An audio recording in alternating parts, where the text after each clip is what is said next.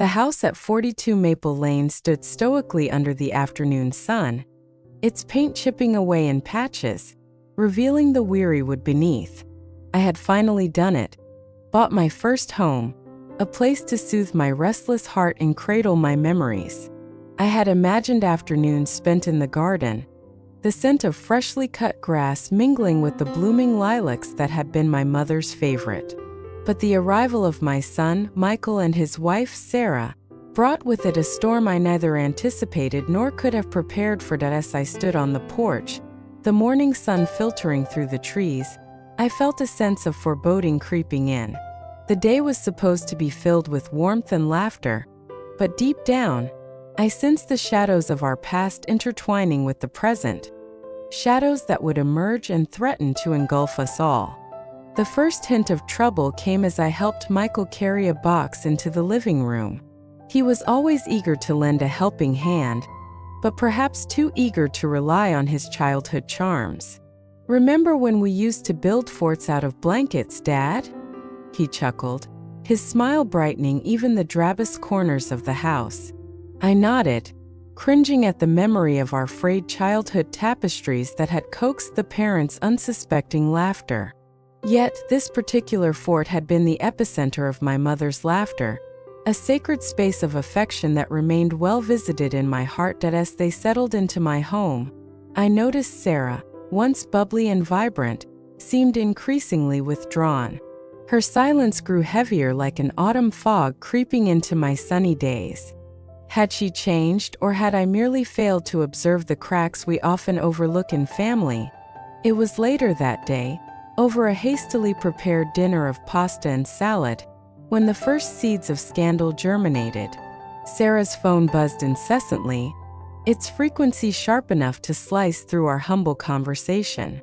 "Just a work message," she muttered, but the tension in her voice rendered the reassurance hollow. By the time we cleared the table, the temperature in the room had dropped.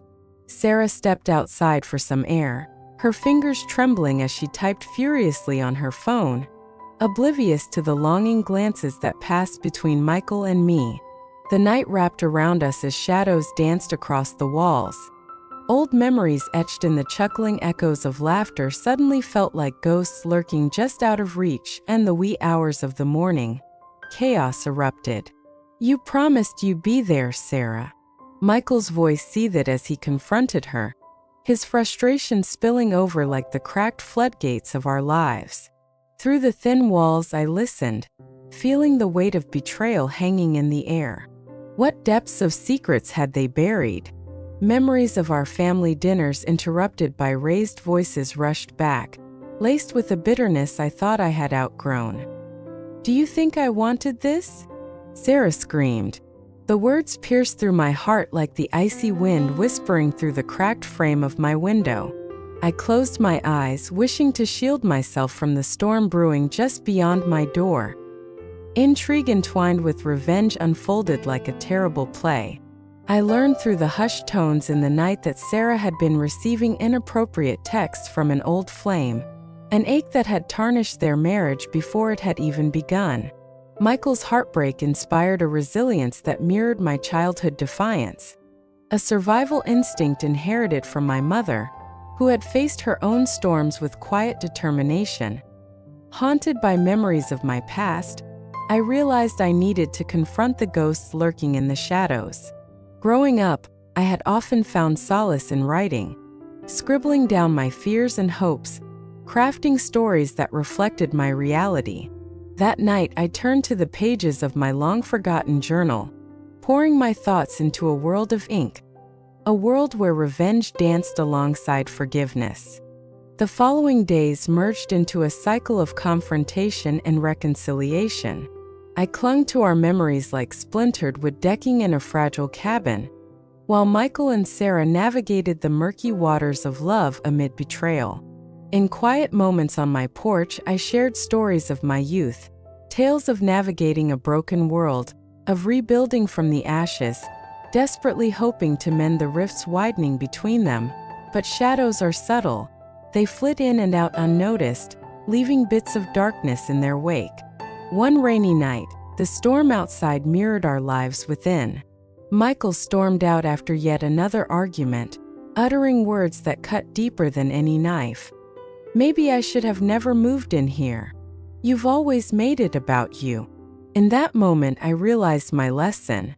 The problems within our family were not merely about Michael and Sarah. They were buried deep in the soil of resentment and unspoken fears.